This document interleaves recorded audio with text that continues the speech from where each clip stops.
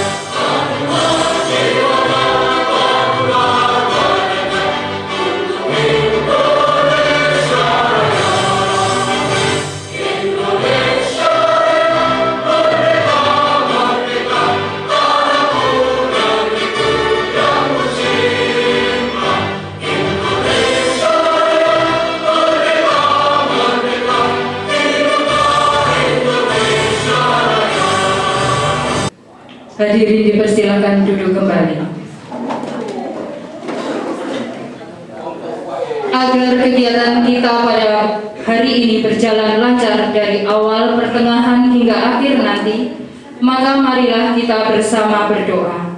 Doa akan dipimpin oleh Ki Mustaqim, SPD. Pada beliau disilakan.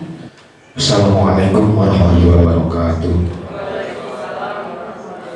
Ridhoillah wa syafa'ati Rasulullah Muhammad sallallahu alaihi wasallam wa ala kulli niyatin sholihah. Al-Fatihah. Rabbana atina fid dunya hasanah wa fil akhirati hasanah wa qina adzabannar. Wassallallahu ala sayyidina Muhammad walhamdulillahi rabbil alamin. Assalamualaikum warahmatullahi wabarakatuh.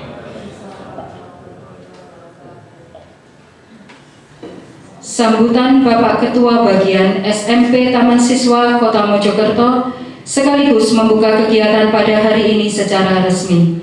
Kepada yang terhormat Ki Adi Siswanto, SPD MM, disilakan. Terima kasih Bu Lucy. Bismillahirrahmanirrahim. Assalamualaikum warahmatullahi wabarakatuh. Selamat pagi dan salam sejahtera bagi kita semua. Salam dan bahagia.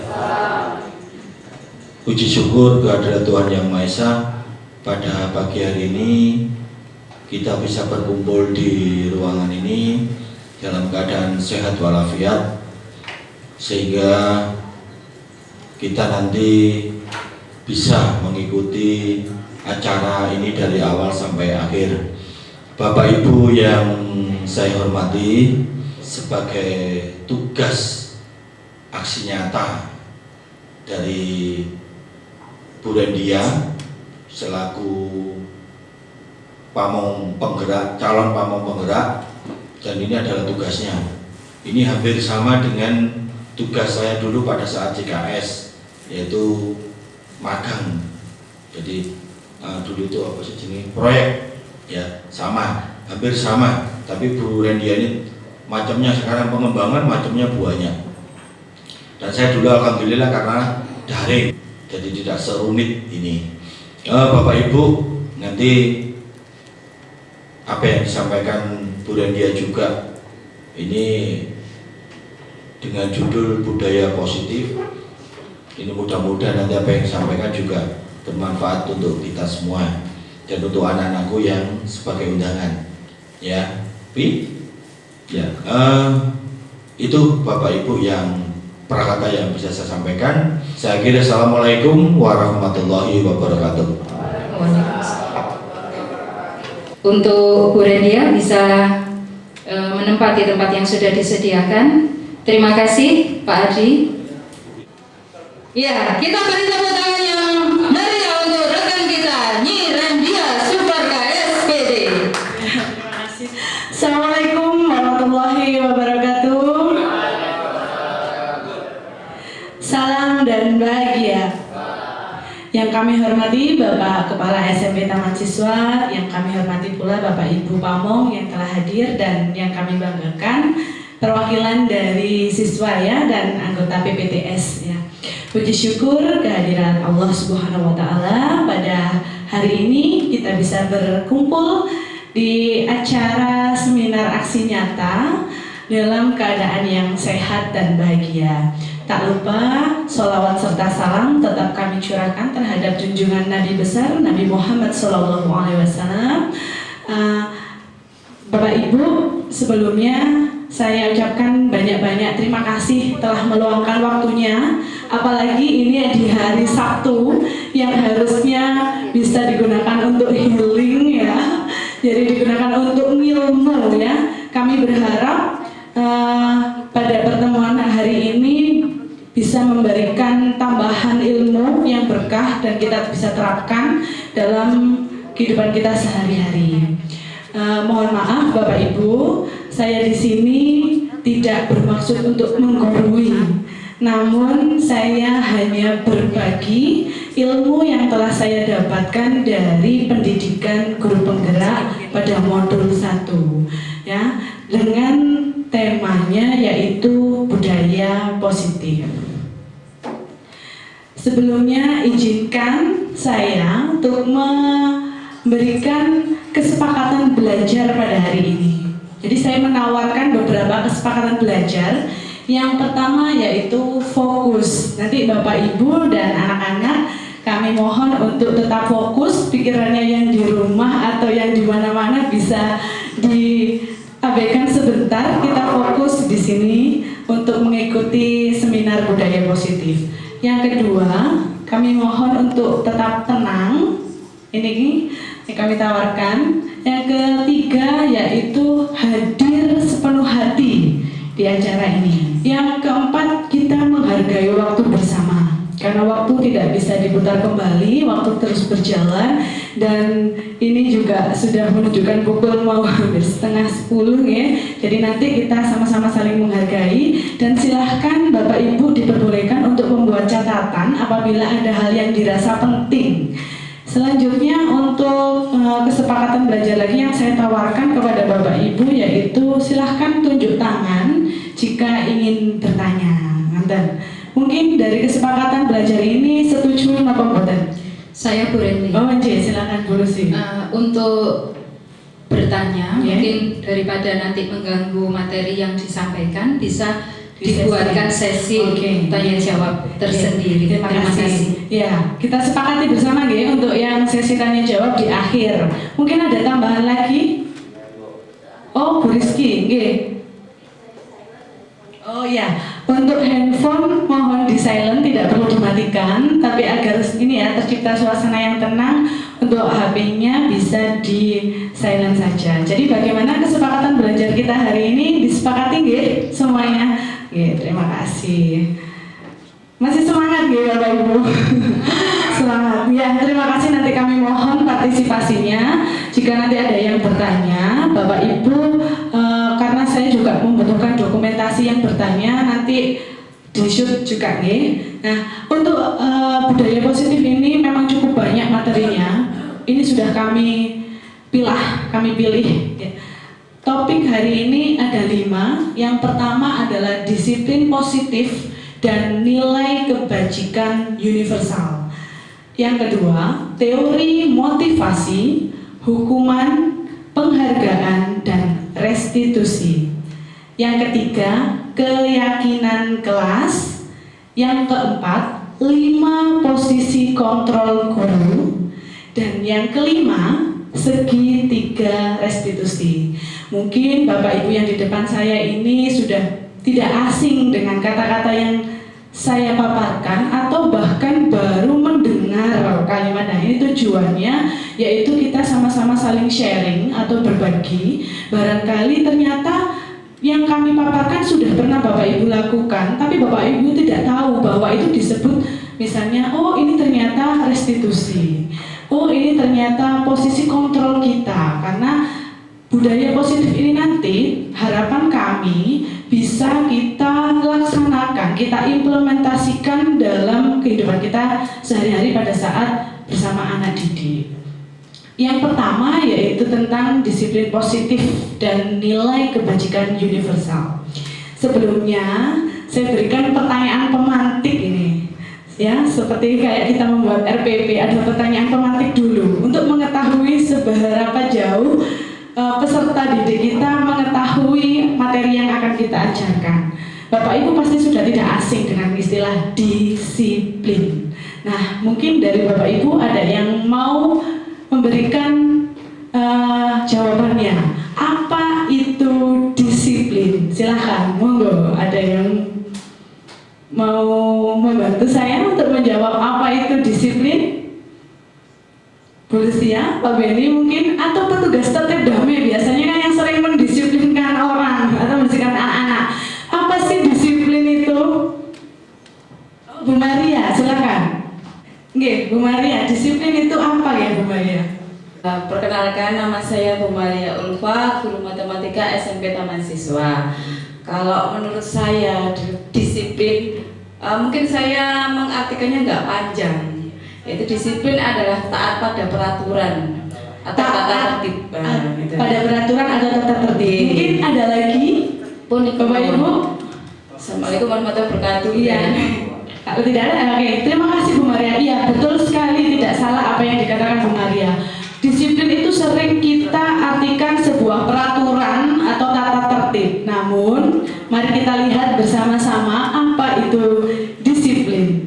Jadi, disiplin itu berasal dari bahasa Latin, disciplina, gitu ya. Yang artinya adalah belajar. Disiplin itu artinya belajar. Namun dalam budaya kita di Indonesia, kata disiplin ini sering disalahartikan, dirubah menjadi sesuatu yang dilakukan seseorang pada orang lain untuk mendapatkan kepatuhan. Jadi anak harus menuruti peraturan-peraturan tata tertib itu disebut anak yang disiplin. Padahal arti dari disiplin itu sendiri adalah belajar. Kecenderungan umum adalah menghubungkan kata disiplin dengan sesuatu yang ketidaknyamanan, bukan dengan apa yang kita hargai atau pencapaian suatu tujuan yang mulia. Nah, kata disiplin juga sering dihubungkan dengan hukuman. Padahal itu sangat berbeda. Karena belajar tentang disiplin positif tidak harus dengan memberikan hukuman. Justru kalau bisa alternatif hukuman ini tidak dilakukan. Tuh. Jadi non sewu, kalau ada yang mau mendisiplinkan anak-anak jangan dikaitkan dengan hukuman. Karena disiplin dan hukuman itu berbeda. Nah, menurut Bapak pendidikan kita, Ki Hajar Dewantara, dalam bukunya tentang pemikiran konsepsi keteladanan sikap merdeka pada cetakan kelima 2013 halaman 470, Bapak Ki Hajar itu telah menyatakan, di mana ada kemerdekaan, disitulah harus ada disiplin yang kuat. Sungguh pun disiplin itu bersifat self-disiplin, yaitu kita sendiri yang mewajibkan kita dengan sekeras-kerasnya. Tetapi itu sama saja, sebab jikalau kita tidak cakap melakukan self-disiplin, wajiblah penguasa lain mendisiplinkan diri kita. Dan peraturan demikian itulah harus ada di dalam suasana yang merdeka. Jadi Bapak pendiri kita ini sudah jauh-jauh hari dulu itu sudah mengartikan kata-kata disiplin. Namun penerapannya di sini budayanya berubah bahwa disiplin itu yaitu adalah hukuman. Padahal Ki Hajar tidak memberikan pernyataan seperti itu. Nah, untuk mencapai kemerdekaan atau dalam konteks pendidikan kita saat ini, untuk menciptakan murid yang merdeka, syarat utamanya adalah harus ada disiplin yang kuat. Disiplin yang dimaksud adalah disiplin diri yang memiliki motivasi internal. Jadi orang melakukan yang namanya kedisiplinan bukan karena orang lain, tapi dari dirinya sendiri, dari motivasinya sendiri, motivasi internal. Jika kita tidak memiliki motivasi internal, maka kita memerlukan pihak lain untuk mendisiplinkan kita. Mendisiplinkan tidak menggunakan hukuman, tetapi tugas kita sebagai pendidik yaitu kita mengarahkan, menciptakan motivasi internal dari dalam diri murid. Jadi di sini sebagai pendidik tujuan kita adalah menciptakan anak-anak yang memiliki disiplin diri sehingga mereka bisa berperilaku dengan mengacu pada nilai-nilai kebajikan universal dan memiliki motivasi intrinsik bukan ekstrinsik gitu. Jadi dengan mendisiplinkan siswa tidak dengan hukuman atau penghargaan nanti setelah ini. Lalu apa itu nilai-nilai kebajikan? Mungkin ada yang baru mendengar tapi sudah melaksanakan. Nilai kebajikan yang sekarang ini kita lakukan yaitu dikenal dengan profil pelajar Pancasila, yaitu ada beriman bertakwa kepada Tuhan Yang Maha Esa, kemudian berakhlak mulia, berkebinekaan global, gotong royong, mandiri, bernalar kritis dan kreatif. Ini adalah nilai-nilai kebajikan yang harus sudah dimiliki anak melalui motivasi dari dirinya sendiri. Nah, kita tugasnya menuntun mereka, mengarahkan mereka, menciptakan motivasi internal bagi mereka, begitu. Nah, masuk ke materi yang kedua. Sepertinya kok loyo ya, saya ingin icebreaker sebentar mungkin ya Bapak Ibu ya. Ini juga sudah saya lakukan kepada anak-anak ketika anak-anak kelihatan semangatnya mulai turun. Mungkin di kelasnya Raffi sudah pernah diajari tepuk fokus ya Mas Raffi ya. Coba Mas Raffi ke sini. Oh yang hafal siapa? Anggita. Oh enggak hafal juga, enggak apa-apa, temani Bu Reni berdua. Kan kemarin sudah. Yuk sini. Setiap hari kan sudah. Nah ini boleh Bapak Ibu terapkan juga kepada anak-anak untuk melihat situasi dan kondisi ketika anak-anak udah nggak mulai fokus gitu ya. Nanti minta tolong Bapak Ibu semuanya berdiri dan sewu. Minta tolong berdiri mengikuti arahan dari kami untuk melakukan icebreaker sebentar untuk peregangan, nggih. Monggo, silakan. Oke. Nanti kalau saya bilang tepuk satu, dengan tepuk satu, nggih. Tepuk satu, yes. Tapi dengan bicara. Tepuk satu, yes. Tepuk satu, yes. Tepuk dua, oke. Tepuk tiga, semangat. Ngaten nggih, saged? Tepuk satu, yes. Tepuk dua, oke. Tepuk tiga, semangat. Tepuk fokus, prok-prok, melihat, prok-prok, mendengar, prok-prok, mengingat, prok-prok, fokus. Saged nggih? Saya lagi panjang. Iya, memang ini untuk tes kefokusan Bapak Ibu. Jadi biar sama anak-anak saya juga sering melakukan seperti ini biar saya melihat mana ya anak-anak yang sudah fokus dan anak-anak yang belum fokus gitu ya. Saya ulangi, tepuk satu, yes. Tepuk dua, oke. Tepuk tiga, semangat. Tepuk fokus, prok-prok, melihat, prok-prok, mendengar, prok-prok, mengingat, prok-prok, fokus. Coba sekarang sendiri ya, saya mengamati mana yang sedang fokus atau yang tidak. Dan saya butuh yang semangat, nggih. Siap, nggih? Tepuk satu. Loh, ada suaranya. Yes.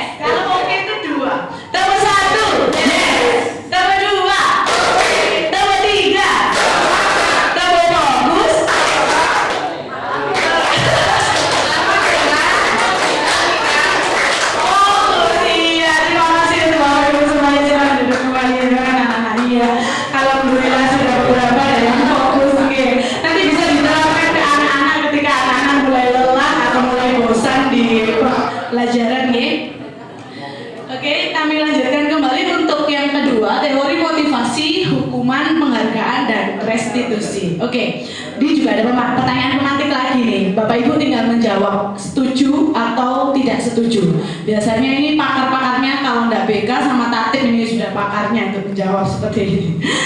Nomor 1, hukuman dapat mendisiplinkan anak. Setuju atau tidak setuju?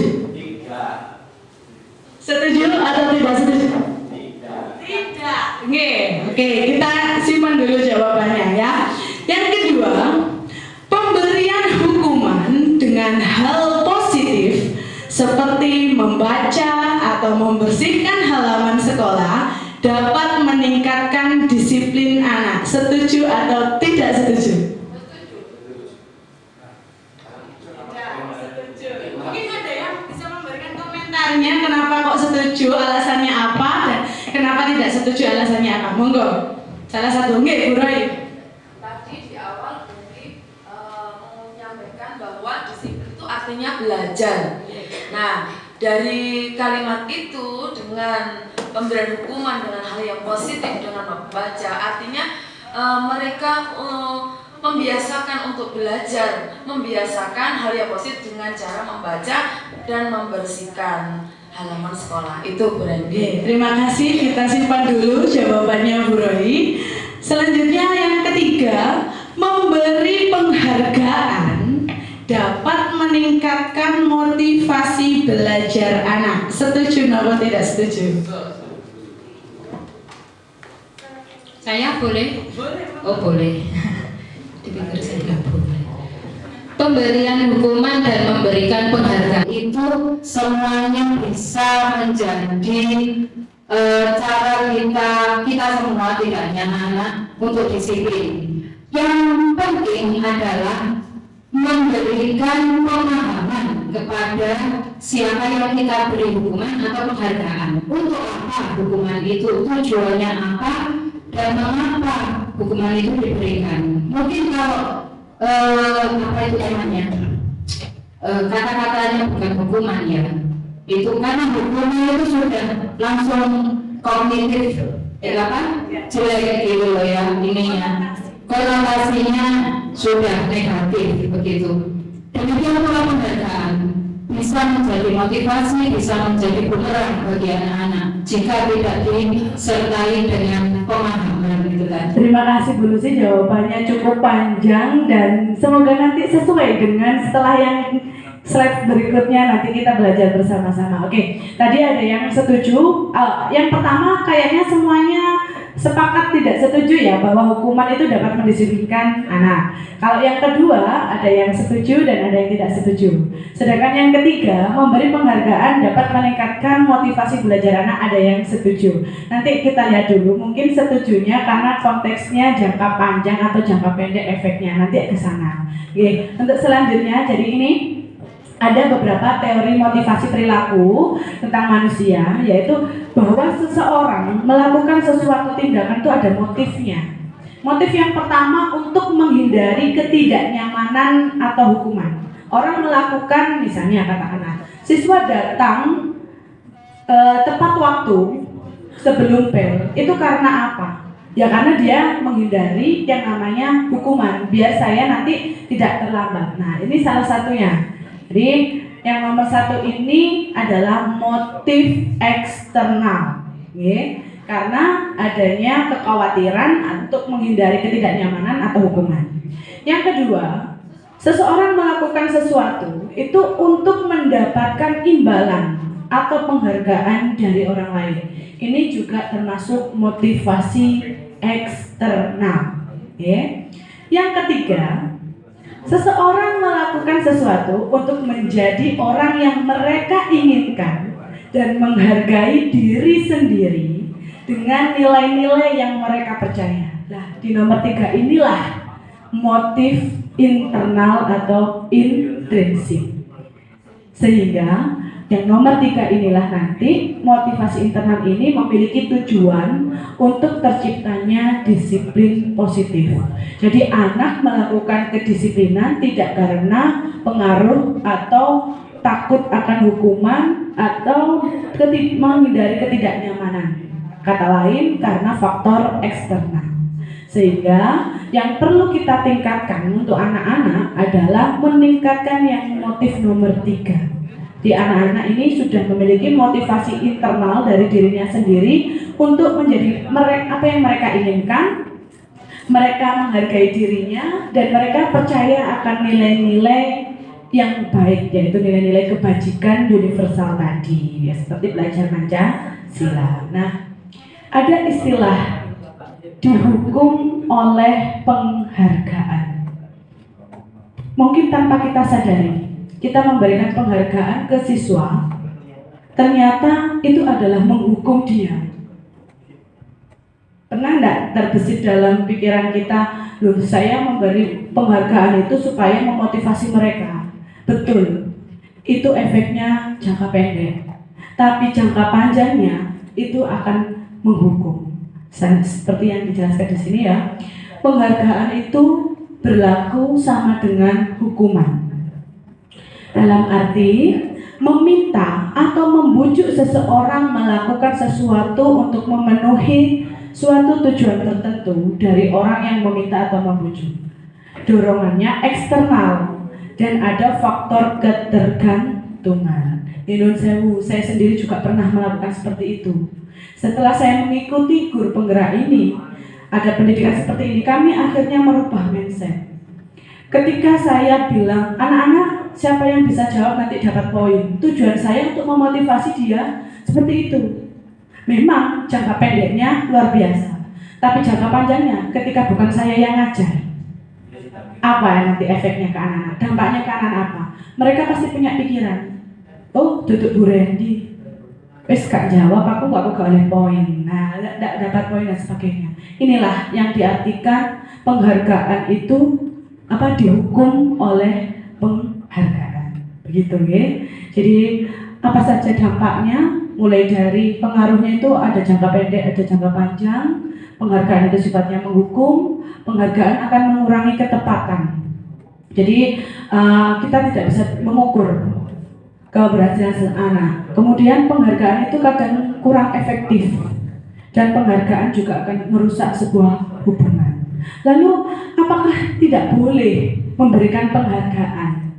Nah, di sini pemerintah memberikan solusi atau ilmu baru, yaitu namanya bukan penghargaan tapi apresiasi.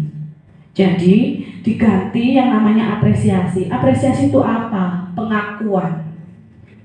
Dan bentuknya seperti apa? Apresiasi ini kita sebagai pendidik itu memberikan dukungan secara khusus, memberikan pengakuan secara pribadi, memberikan pengakuan kepada semua murid, karena semua murid itu adalah anak adalah unik.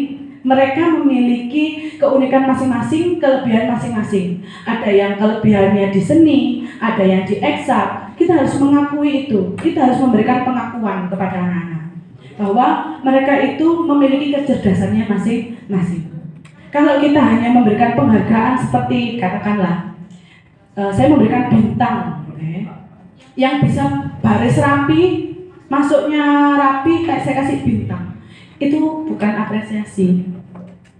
Ini dan tidak akan bisa memunculkan motivasi intrinsik kepada anak, karena dia hanya mau baris rapi kalau ada penghargaan. Dan bagaimana cara memberikan apresiasi itu? Harus konsisten Bapak Ibu. Kalau kita cuma sekali, 2 kali, tidak akan bisa berhasil. Harus konsisten, continue, dan fokusnya pada prosesnya, bukan pada benda atau sesuatu yang kita berikan untuk menghargai seseorang. Jadi ini bentuk apresiasi. Jadi bukan penghargaan, tapi apresiasi. Selanjutnya, ini ada beberapa contoh, saya ambil contoh apresiasi kebajikan seperti apa. Misalnya begini, saya menghargai pada saat diskusi kelompok, anak-anak pada saat diskusi kelompok. Saya menghargai kepedulianmu pada saat kamu membantu teman-temanmu di tugas kelompok. Ini adalah sudah bentuk apresiasi. Jadi ini juga termasuk penghargaan.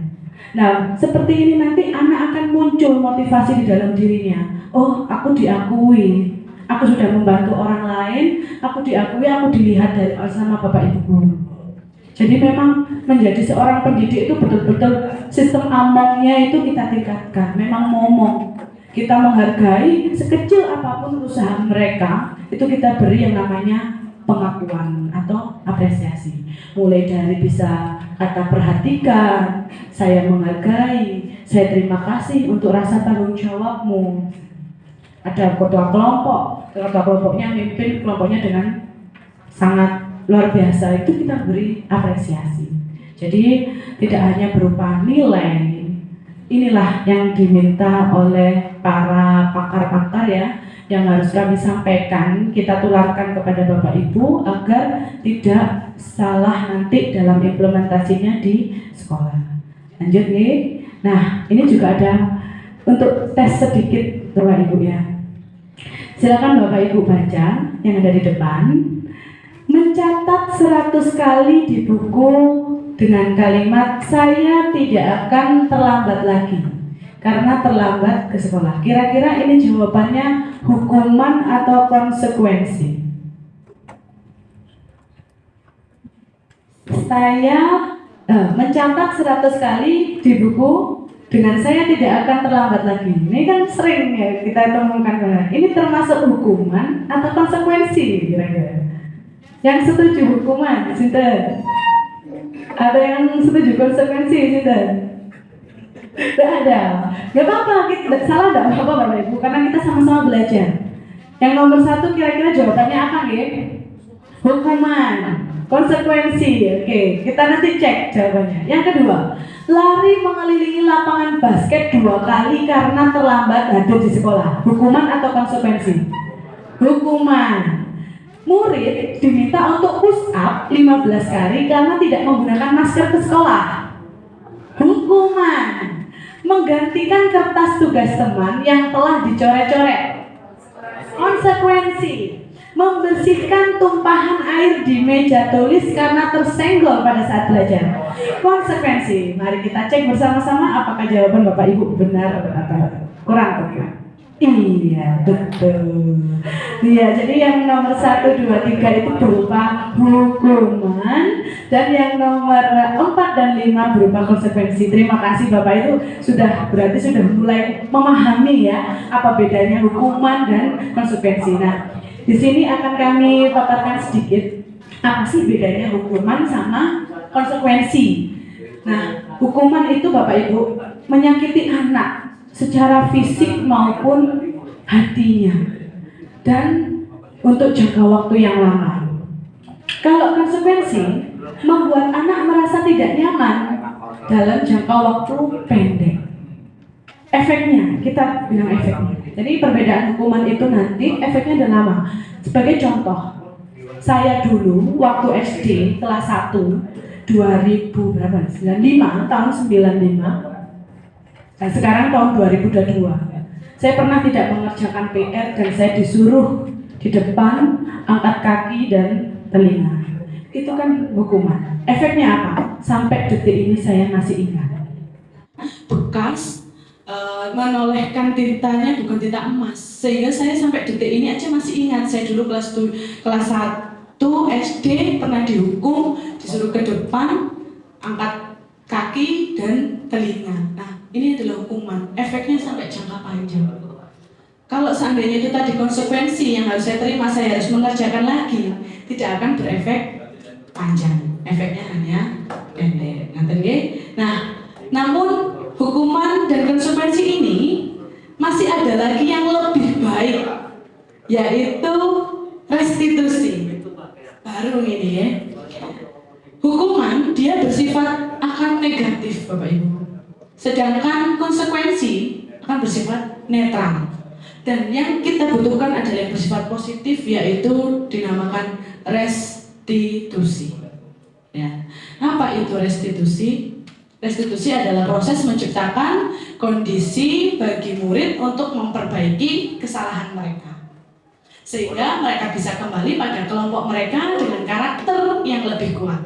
Restitusi juga merupakan proses kolaboratif yang mengajarkan murid untuk mencari solusi untuk masalah mereka. Jadi restitusi ini berupa pilihan. Anak yang telah melakukan sesuatu indisipliner, tindakan yang indisiplin, dia ditanya dulu, kenapa?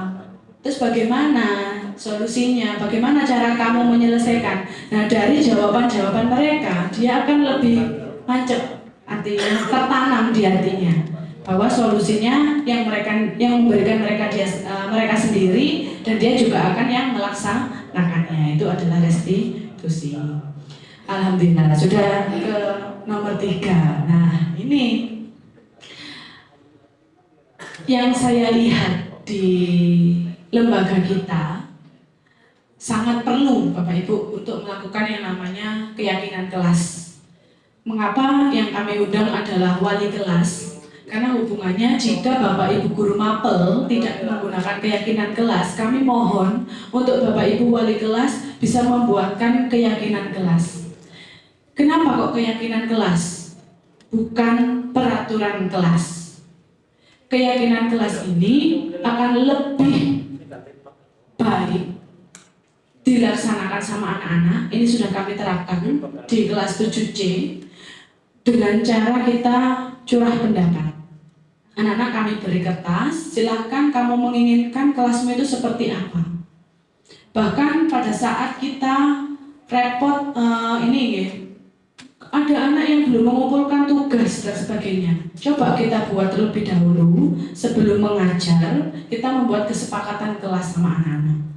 Apa yang mereka butuhkan, mereka tuangkan dalam kertas itu, kemudian kita kelompokkan. Jadi nanti menjadi sebuah keyakinan kelas. Contohnya yaitu keyakinan kelas itu berbeda nih dengan peraturan kelas. Tapi apakah peraturan kelas harus dihapus? Tidak, tetap tidak apa-apa.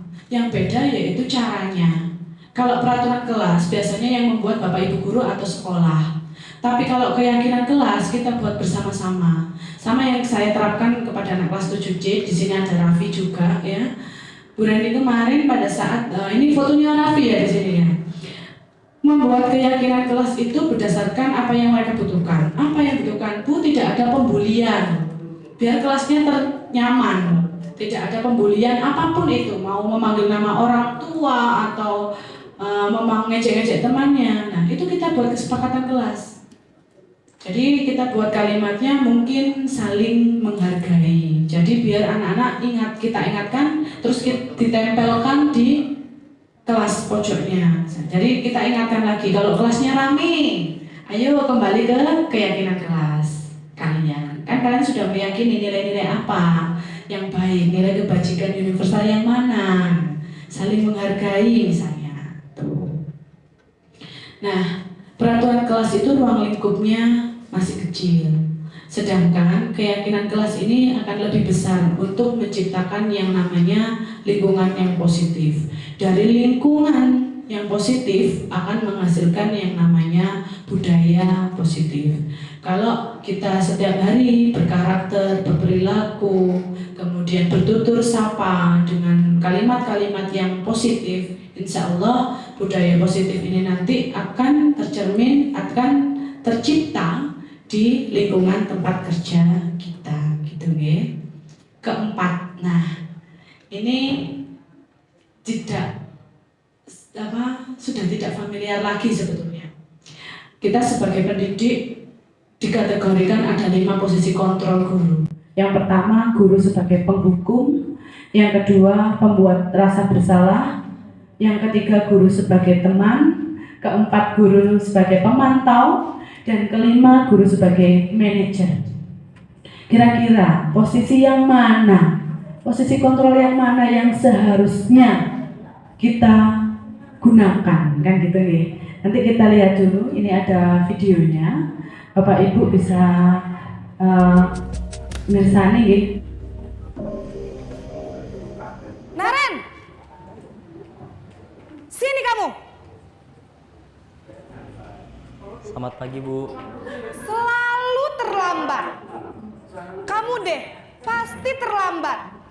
Maaf, Bu. Saya... Apa? Apa coba?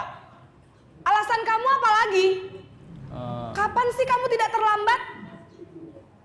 Malas sekali ya kamu jadi anak. Saya Dasar pemalas.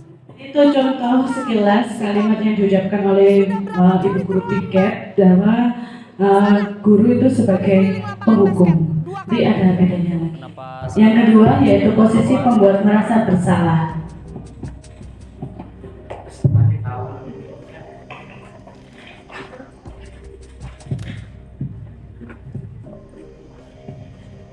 Naren,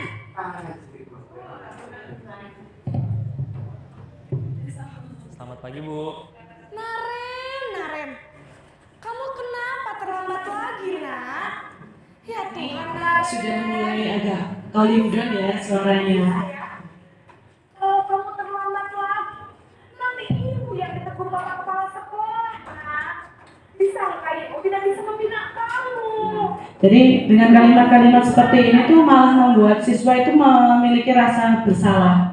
Jadi Ibu Guru ini di sini posisi kontrolnya membuat siswa yang melanggar kedisiplinan tadi menjadi siswa yang salah. Ibu tulis apa yang di buku absen? Ini kamu sudah sering telat. Saya cepatkan. Nah, yang ini yang ketiga, posisi kontrol guru sebagai teman. Naren,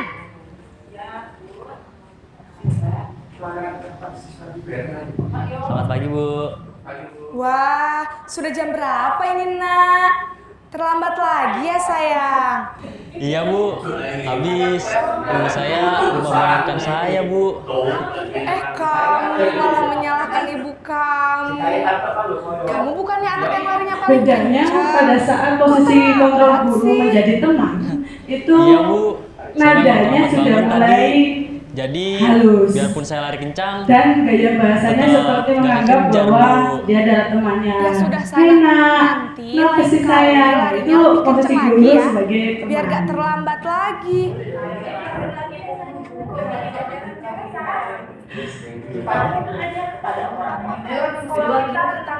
Nah, kalau ini posisi sebagai pemantau. Jadi di sekolah jam 7, Bu. Iya betul, sekarang sudah jam 7.20. Naren sudah tahu konsekuensinya tidak terlambat hadir. Paham, Bu. Saya harus tinggal puas pas jam istirahat selama 20 menit. Ya benar, konsekuensinya demikian. Jadi nanti jam 9.30 pas istirahat, kamu harus tinggal di kelas, kerjakan tugas tambahan untuk ketinggalan kamu, ya. Baik, Bu. Apa peraturan sekolah kita?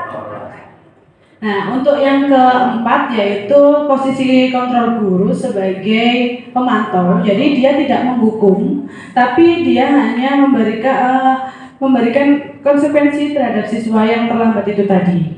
Jadi dia hanya melihat, terus kalau sudah tahu apa yang harus dikerjakan dikumpulkan ke beliau. Jadi dia bukan sebagai penindak kedisiplinan.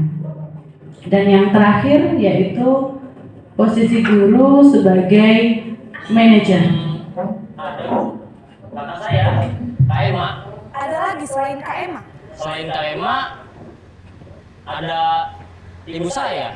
Baik, jadi yang mengingatkan Naren adalah Kak Emma dan ibu kamu ya. Kira-kira akan mulai setel alarm kapan nih Naren? Setelah pulang sekolah, akan segera saya lakukan. Baik, jadi Naren akan setel alarm untuk bangun besok pagi dan akan diingatkan oleh kakak dan ibunda Naren ya. Ada lagi yang mungkin perlu dilakukan Naren? Agar tidak Jadi terlambat bangun lagi. untuk posisi seorang manajer inilah, guru sebagai manajer ini yang sangat dibutuhkan, yang paling tepat dalam kita sebagai pendidik. Jadi kita berusaha bertanya dulu dengan siswa, kemudian siswa itu memberikan solusinya sendiri. Kita mengarahkan, kita memberikan alternatif apa yang berdasarkan dia ucapkan. Contohnya tadi Naren, dia terlambat, ternyata di situ ada ibunya, ada kakaknya, ada alarm juga yang bisa digunakan. Jadi sebagai guru, hendaknya yang dilakukan adalah sebagai manajer. Di sini tidak akan menimbulkan efek yang berkepanjangan dan dia akan menjadi anak yang memiliki motivasi internal di dirinya sendiri untuk melakukan yang namanya kedisiplinan. Memang Bapak Ibu tidak semudah itu kita melakukan, dan bahkan saya juga sudah pernah melakukannya. Namun yang terjadi adalah anak itu malah semakin melunjak. Artinya apa? Oh enak nggak dihukum, oh enak nggak dihukum. Jadi mereka semakin bebas merasa seperti itu. Nah, tugas kita memang sangat berat. Kalau kita tidak konsisten untuk melakukan yang namanya pembinaan, anak itu nanti akhirnya ya seenaknya sendiri. Jadi memang tugas kita itu luar biasa. Tidak hanya berbagi ilmu mata pelajaran, tetapi juga mendidik dan menuntut mereka untuk memiliki disiplin secara internalnya dari diri mereka sendiri. Begitu ya. Nah, yang terakhir adalah segitiga restitusi. Ini adalah yang terbaru dari pemerintah untuk menciptakan disiplin positif, sehingga terciptalah budaya positif di sekolah. Yaitu yang pertama adalah menstabilkan identitas. Yang kedua tahapnya yaitu validasi kebutuhan. Dan yang ketiga menanyakan keyakinan. Jadi sebelum kita melakukan sesuatu keputusan yang diberikan kepada siswa yang melakukan indisipliner atau melanggar peraturan, kita bisa menerapkan yang namanya segitiga restitusi. Mulai dari yang pertama itu untuk membuat anak yang merasa gagal karena berbuat salah menjadi positif terhadap dirinya, yaitu menstabilkan identitasnya dulu. Dengan cara seperti apa? Misalnya, manusia itu kan tidak ada yang sempurna. Saya juga pernah melakukan yang namanya kekhilafan, kan gitu. Nah itu bisa untuk membantu dia menstabilkan identitasnya. Oh iya sih, manusia itu tidak ada yang sempurna. Manusia pernah melakukan kekhilafan, sehingga saya itu tidak benar-benar dituduh sebagai seorang yang pembuat salah. Nah ini. Yang kedua yaitu validasi kebutuhan dia. Dengan cara apa? Kita tanya dulu, kenapa kamu terlambat? Alasan kamu apa terlambatnya? Nah, ini tuh membantu murid untuk mengetahui kebutuhan dasar yang ingin dia penuhi misalnya. Karena seseorang itu melakukan sesuatu tindakan, itu pasti ada alasannya. Saya makan karena saya lapar, kan seperti itu contohnya. Nah, di sini guru itu bisa memberikan kata-kata. Contohnya, kamu bisa saja kan melakukan hal yang lebih buruk, tapi kamu tidak melakukannya kan. Nah, ini untuk memvalidasi kebutuhan dia. Misalnya ada siswa bertengkar, tapi dia tidak sampai melakukan adu fisik. Nah, mungkin sempat di pikirannya dia sampai adu fisik. Tapi dengan kita melakukan segitiga restitusi ini tadi, kita bisa meredam amarahnya, kita fasilitasi dulu kebutuhannya. Apakah sampai kamu ingin memukul atau apa? Oh, pasti dia akan menjawab tidak dulu. Nah, ini untuk meredam emosinya. Gitu. Dan yang terakhir adalah menanyakan keyakinan. Kalau Bapak Ibu sudah membuat yang namanya keyakinan kelas tadi, ada kalimat saling menghargai dan sebagainya, itu kan sudah tertanam nilai-nilai kebajikan universal di kelas tadi. Kalau ada yang bertengkar, berarti ada satu keyakinan yang dia langgar. Nah, ini bisa direvisi lagi keyakinan kelasnya. Mana keyakinan kelas yang belum sesuai dengan kebutuhan kamu? Misalnya seperti itu. Apa nilai yang kita percaya di kelas? Contohnya kalau saling menghargai, nah, kan kalau saling menghargai tidak akan terjadi yang namanya pertengkaran. Sampun dari saya, Lucia sebagai moderator. Mungkin ada yang mau ditanyakan, monggo Bapak Ibu. Baik Bapak Ibu, monggo sesi pertanyaan kita mulai. Mungkin ada yang bertanya, dari anak-anak juga boleh. Monggo. Nggih, monggo Bu Rizky. Monggo Bu Rizky. Assalamualaikum warahmatullahi wabarakatuh. Tadi sudah dijelaskan sama Brandy ya tentang keyakinan kelas dan kesepakatan kelas kalau nggak salah ya. Maaf saya agak kurang paham, mungkin Bu Randy bisa diberikan lagi contoh keyakinan kelas itu seperti apa? Mungkin kita tampung dulu, ada lagi pertanyaan selanjutnya, nanti akan dijawab langsung oleh narasumber kita pada pagi hari ini. Bu Maria seperti sampai kena kabel, kasihan saya sama teman saya satu ini. Nang saya nggih, ngeten nggih. Nah,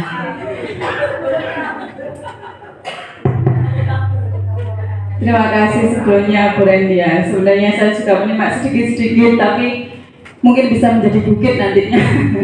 Oke Bu Rendia, berkaitan dengan segitiga restitusi itu juga sebenarnya materi ini baru saya tahu hari ini sebenarnya. Oke, mungkin seperti ini Bu Rendia. Kalau pada prakteknya sendiri, ya kalau kita kan nggak mungkin runtut, ya. Itu kan ada 3 tahap yang menstabilkan, validasi, kemudian meyakinkan, ya. Kita kalau menghadapinya langsung dengan anak-anak pada kehidupan nyata, kita nggak mungkin secara runtut untuk melaksanakan hal tersebut. Nah, pertanyaan dari saya yang pertama adalah, bolehkah itu tahap-tahapan itu berubah? Misalnya tahapnya nggak harus validasi, menstabilkan dulu, atau yang lain seperti itu. Yang kedua, apakah boleh misalkan, namanya saya juga manusia, tidak misalkan menerapkan hanya 1 atau 2 tahap atau bagaimana untuk segitiga restitusi itu tersebut. Mungkin hanya itu pertanyaan saya. Terima kasih. baik, terima kasih Bu Maria. Masih ada kesempatan satu penanya lagi. Jika tidak, maka 2 pertanyaan akan dijawab langsung oleh narasumber. Monggo Bu Rendia. Terima kasih kepada Bu Rizky sama Bu Maria atas pertanyaannya. Untuk pertanyaan yang Bu Rizky dulu mungkin ya. Contoh keyakinan kelas. Oke, saya awali dari teknisnya dulu. Teknis pembuatan keyakinan kelas yaitu dilakukan sebelum pembelajaran. Bisa di awal, kalau memang sekarang sudah berjalan, boleh nanti diawali di semester berikutnya. Bagaimana caranya? Kalau saya sebagai guru mapel, saya begini. Pada saat sebelum memulai materi, saya membuat keyakinan kelas atau kesepakatan kelas itu juga sama. Keyakinan kelas, kesepakatan kelas itu kami musyawarah, kita curah pendapat dulu. Anak-anak, kalian yang ada di kelas ini membutuhkan apa? Dalam arti yang dibutuhkan itu adalah suasana kelas atau kesepakatan apa yang bisa kita lakukan. Contohnya, yang lebih memudahkan saya yaitu tentang penilaian. Ketika ada tugas, anak-anak biasanya ada yang tidak tepat waktu dalam mengumpulkan. Bagaimana kalau itu diusulkan sebagai kesepakatan kelas kita? Yaitu kalau kata peraturannya mengerjakan tugas tepat waktu, itu peraturan kelas. Jadi keyakinan kelas ini memang lebih abstrak dan tidak boleh menggunakan kalimat yang panjang. Artinya kalau peraturan kelas bunyinya mengerjakan tugas tepat waktu, berarti kita buat keyakinan kelasnya yaitu disiplin tugas atau disiplin mengerjakan tugas. Kita buat kalimat yang pendek agar anak itu tahu.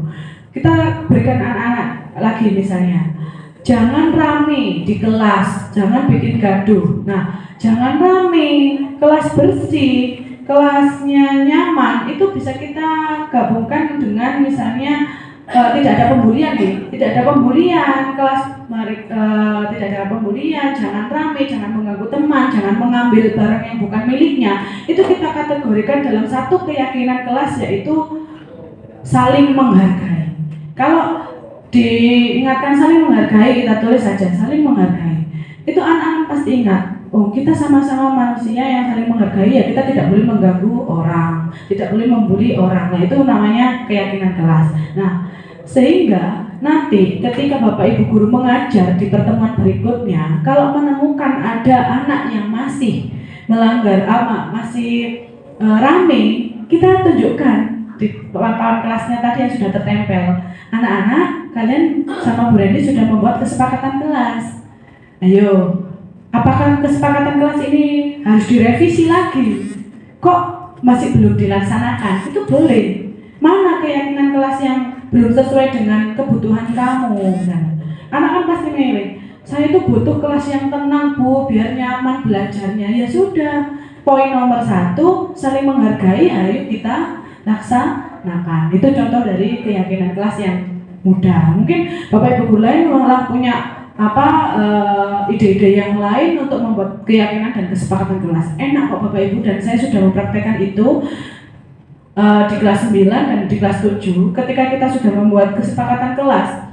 Bahkan yang tahun lalu saya, anak-anak besok presentasi ya, jangan Bu, 2 minggu lagi aja. Oke, kalau kalian minta 2 minggu lagi, ini kita kesepakati, kita buat deal-dealan, deal or no deal, biasanya seperti itu. Kalau seandainya ada molornya, tidak tepat waktu, apa konsekuensinya? Apa yang harus kita perbaiki lagi?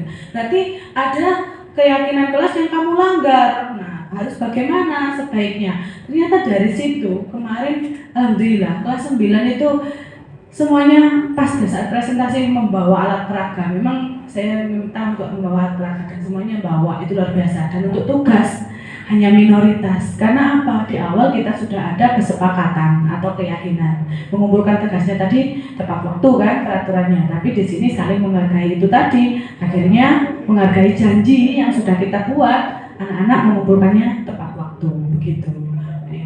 Nah, terus untuk yang Bu Maria, masalah segitiga restitusi, segitiga restitusi itu idealnya memang melalui 3 tahapan. Tahapan yang pertama adalah menstabilkan identitas dulu. Jadi di sini setiap orang itu pernah melakukan kesalahan.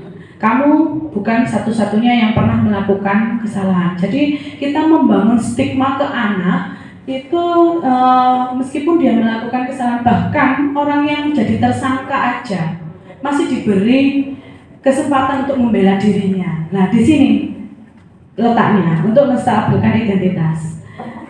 Kalau sepemahaman kami pada saat belajar di guru penggerak, bahkan kita aja sudah pernah melakukan segitiga restitusi, yaitu kadang kita nggak menstabilkan dulu, tapi langsung ke memvalidasi kebutuhan dengan bertanya.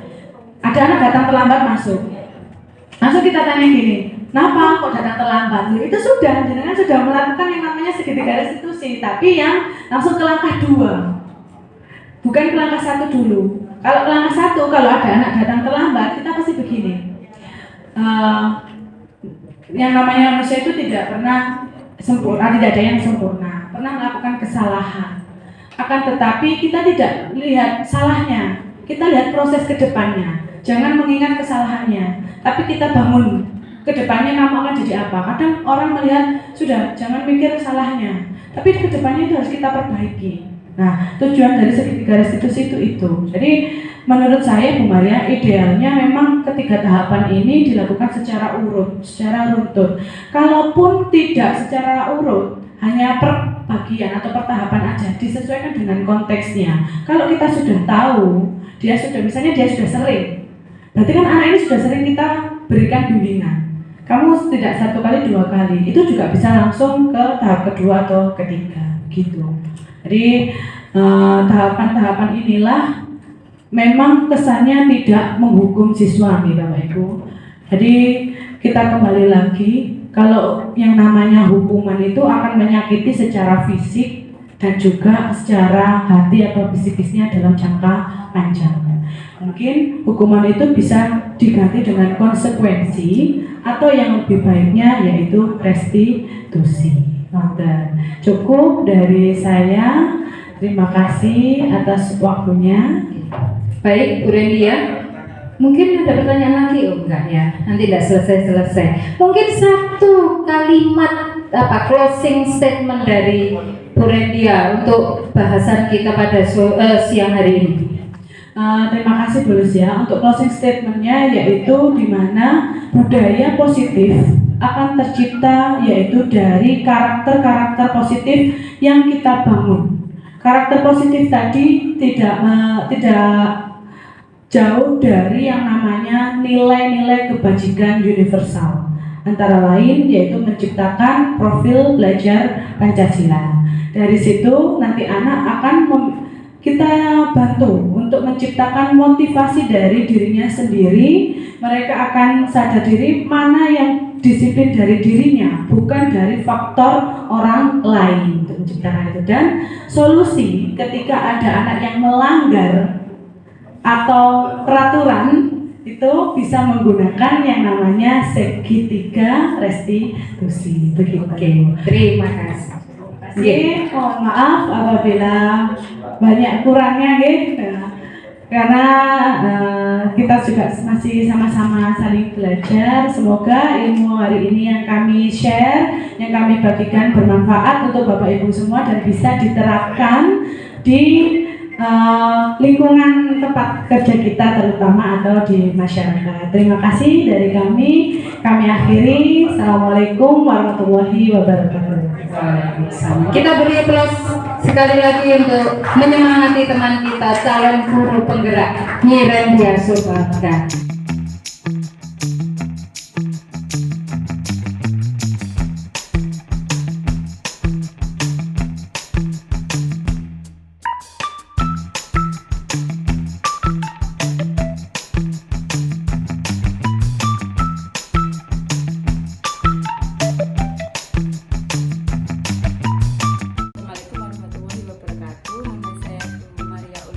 Saya adalah teman sejauh dari Bu Rendia Subakta.